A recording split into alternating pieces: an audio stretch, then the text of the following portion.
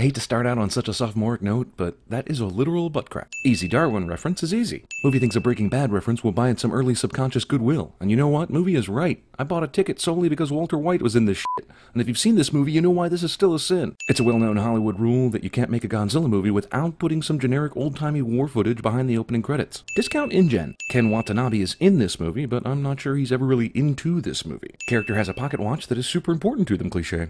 Hey guys, you gotta see this. You gotta see this, cliche. Movie combines aliens and Jurassic Park, forces us to realize that this is like the 33rd Godzilla movie ever made, and, well, god damn it. This one looks broken, like something came out of it. It's probably just the wind. Oh yeah, we are about to see some Godzilla.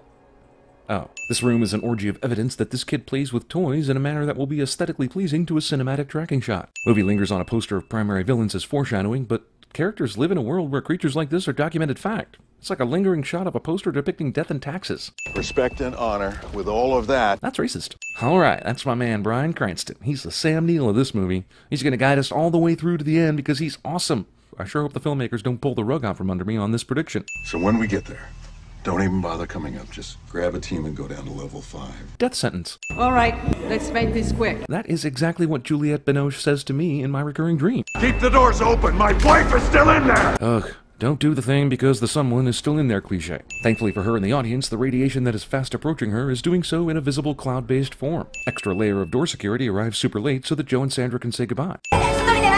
Heroic teacher is the first one out when it comes to the classroom evacuation and leaves an army of abandoned children in her wake. Elizabeth Olsen isn't my army wife in this scene. Ringing phone prevents Elizabeth Olsen from answering yes to the question, have you driven a Ford lately? And son, you can't bury this in the past. Wait, what? Not only is Ford completely reversing his position after a terrible speech and deciding to help his father, but dude, you are in the US military and you're about to go break the law in Japan. Think about your career. Character pulls his mask off because air is more likely than not to be breathable, cliche. It's clean. I knew it. Why didn't you do the take off the mask experiment a few days ago when you were in the quarantine zone? Did they stop you before you could enter and arrest you? Because then how the f did you manage to get in with ease in broad daylight this time? Mothra reference serves to remind you that Mothra will be playing the aptly named Sir not appearing in this film. Floppy disks stacked in full view of surrounding destruction managed to survive extremely likely weather warping and other calamities for 15 years. Last time they just arrested him. This time, let's drive him further into the quarantine zone to headquarters and let him see everything going on. One of them says he used to work here, Doctor. Why didn't he say that the last time he was arrested? Or if he did, why didn't you care then? Found these discs and printouts in his bag. Not sure what to make of them. Well, you see, in 1999, there were floppy disks that stored data instead of the flash drives and we use now. You need an older computer with a floppy disk drive to read them. Of course, you likely lived in 1999, so you probably know that. That is not a transformer malfunction. That is an electromagnetic pulse. I know Joe has been obsessed with this for years, but hasn't Dr. Serizawa also been studying this for at least 15 years and with way more information than Joe got to work with? How did he not figure that out? It's done feeding. God, I certainly hope so. We're talking 15 f***ing years here. We have to shut down. Eerie. It's almost like we've been through this before. It's almost like the first 30 minutes of this movie didn't really matter. We don't know what the hell could hatch out of this thing, so the brilliant solution is a web of cables. Tangling. That's the solution. What could possibly go wrong? And what, no Jaegers? You had 15 years to build a Jaeger or plant a bomb under it. Instead, this team of scientists pissed the time away on Jaeger bombs. It takes 35 minutes for Godzilla to show up in a... Hey, that is not even Godzilla! He's still locked in the police van? They just abandon prisoners in times of crisis? Man, I hope they do that thing where some monster-related action bullshit somehow opens the doors to let him out without killing him. Fucking run! Jesus, in the name of a cool shot, directors keep having the main character stand still in awe at the sight of things that would cause real people to be Fred Flintstoning the hell out of here. Ford falls backwards back into the police van, which is probably a good idea, since he's impossible to kill while inside it. I'm not sure why he's putting on the mask, but it sure is nice of the military police to have left it with him in the back of the van instead of confiscating it. There he is. He's a rock, man. I can't wait until the end of this movie and he's standing on top of one of these creatures' heads and proclaiming victory. This movie's gonna ride that Bryan Cranston train the whole way. I can feel it. Is he dead?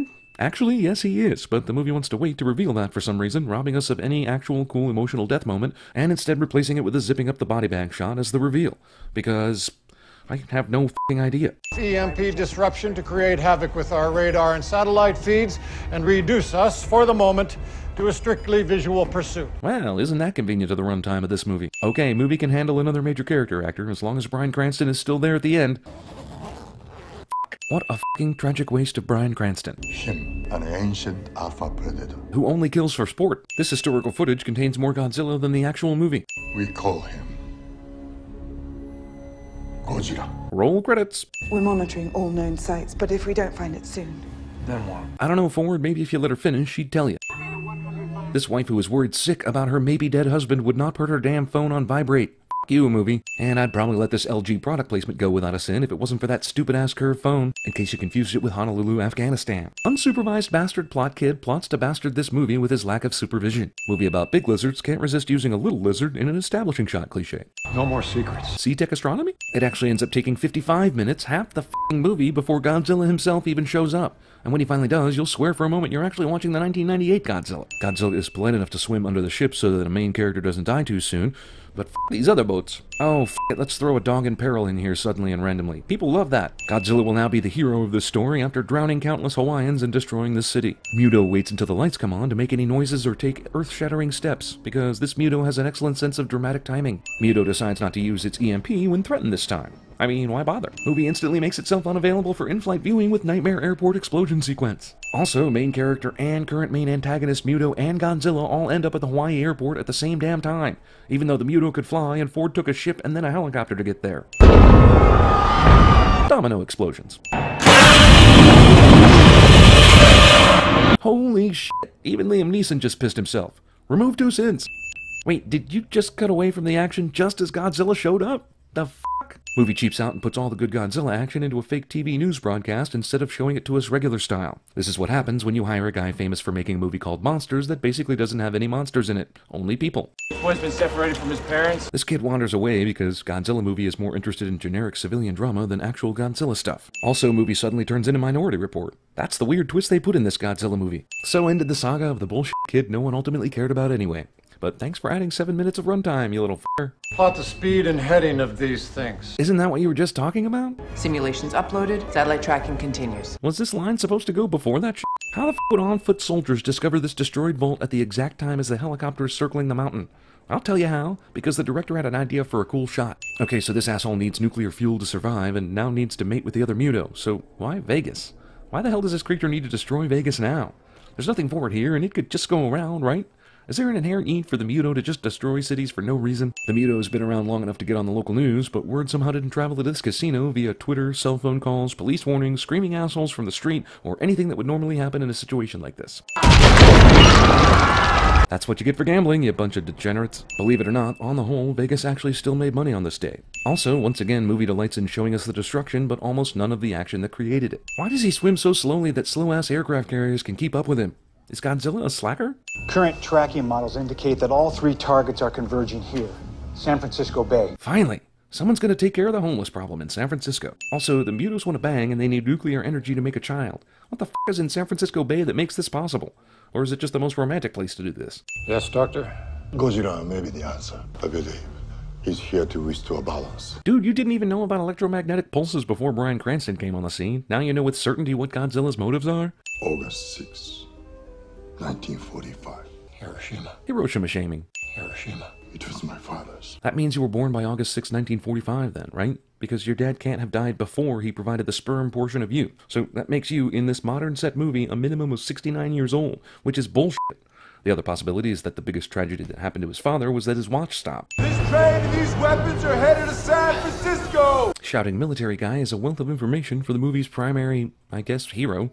He's in the movie a lot, I suppose. Also, what amazing timing that was to get there just as the train stopped and then be able to get on that train back to San Francisco. All action movies must have a pretty girl, regardless of story importance. End of discussion. It's 2014. This TV and these VHS tapes are a sin. I completely agree, sir. Unnecessary agreement confirmation of mandatory orders. I need to know the exact location of the Mutos ASAP. How do you not know this information already? This f***ing thing is filled with radioactive waste, and you have satellites and radar and all sorts of shit. And it's huge. We tried that before. Megatons, not kilotons. Nothing can withstand that blast. I really don't doubt the US military would still think modern bombs would kill these things, but aren't you a little wary that the bomb back then didn't even put a scratch on Godzilla? What the hell is this asshole doing? This is the problem with the needs nuclear waste to survive trait. She has no reason to stalk prey or hide or be a horror movie villain. She should just constantly be moving and looking for that sweet ass. Yeah, like you give a f*** about a train horn. Is it wrong that this makes me horny? We interrupt this Godzilla movie to bring you Stand By Me. You know, this whole idea about luring the Muto to the water by putting the nuclear weapons in the ocean definitely had one flaw. If the weapons are so irresistible, then obviously the Muto would be able to detect and derail the train carrying the weapons before it got to San Francisco. I don't know why they didn't just fly there and get them there faster. Here's your second look at Godzilla in this movie.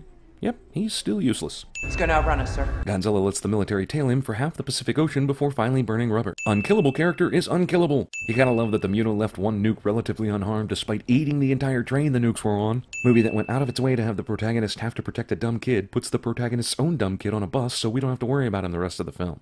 There's still buses on that bridge. The Golden Gate Bridge is in some sort of danger cliche. San Francisco still hasn't survived the birdemic. Honestly, I've seen this f***ing bridge destroyed in so many movies, I'd be surprised to go to San Francisco in real life and find it actually intact. Lieutenant Brody is the only EOD tech to survive the train attack. Irony. The arrogance of man is thinking nature is in our control. Okay, fine. If you want to preach about this and be the moral center of the movie, that's fine.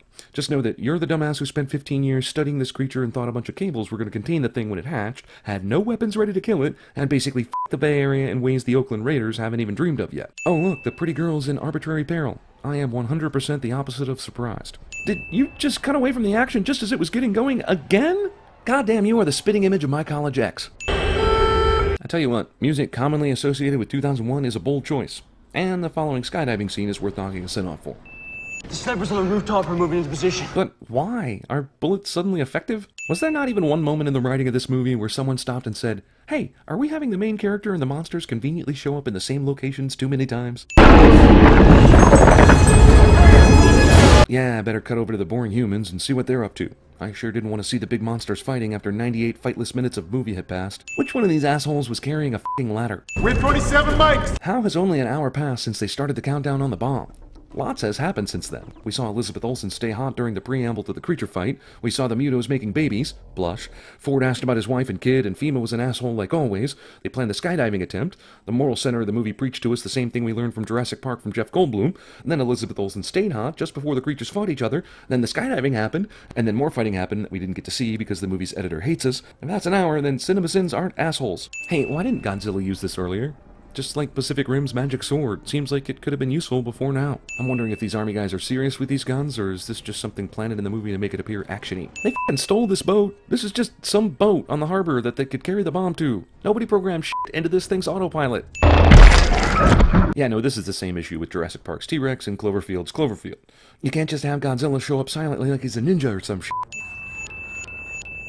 Also, good God, Godzilla is awesome. I hope future movies include him the next time, rather than giving us what amounts to 5 minutes of screen time. Godzilla and the protagonist both pass out at the same time. I mean, there are script parallels, and then there's this f***ing movie. Jesus, are they soulmates? Are they cosmically linked somehow? How did anyone know he was on the boat? He did that with no one around, and is the military really going to investigate a tour boat drifting into the water with all the other stuff they have to do? Wait, did Godzilla wake up, kill the Muto, then go back to the exact same place where he collapsed earlier? Well, on the bright side, San Francisco won't have to rebuild again until Star Trek Into Darkness happens. Movie expects me to get some kind of love boner over the reunion of two characters who had exactly 4 minutes of screen time together. Sort of? Not really. How come Godzilla's appearance out of the water in Hawaii caused a tsunami, but his entering into the water in San Francisco, just a little bit of boat wake? What's up with that?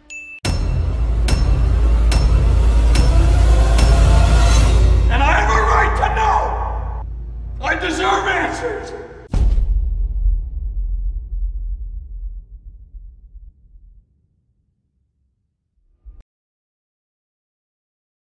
We'll meet again.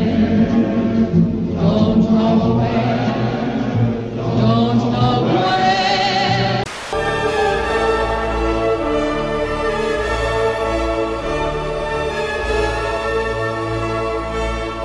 Best guess right now is about 40 miners went down with it. Sure. I mean, they're like 3 years old. Miners, not miners. Spock! Ship out of danger? Yes. Don't grieve, Admiral. The needs of the many outweigh The needs of the few. It's just every time I let him in close, he always tries to drag me back, and I can't put our family through that. Just when I thought I was out, they pulled me back in. Because you, all along, it was you. Calm down. You drove into traffic to keep me from that laundry. Just take a breath, okay? Just listen to yourself. These wild accusations, they could destroy our family. Damn and for right. what shit about family? And told you to keep your damn mouth shut. You stupid bitch. I deserve answers! You want answers? I think I'm entitled. You want answers? I want the truth! You can't handle the truth! My wife died here! I didn't kill my wife! I don't care!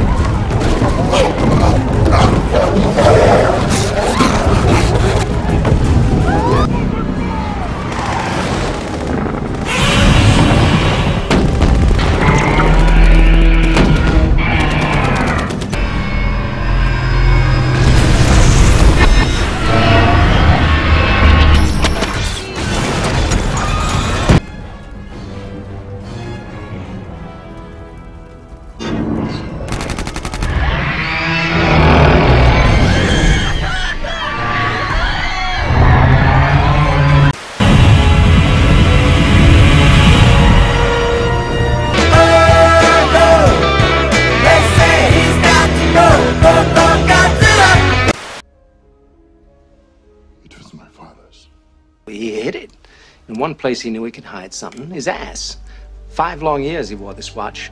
Up his ass. He died of dysentery.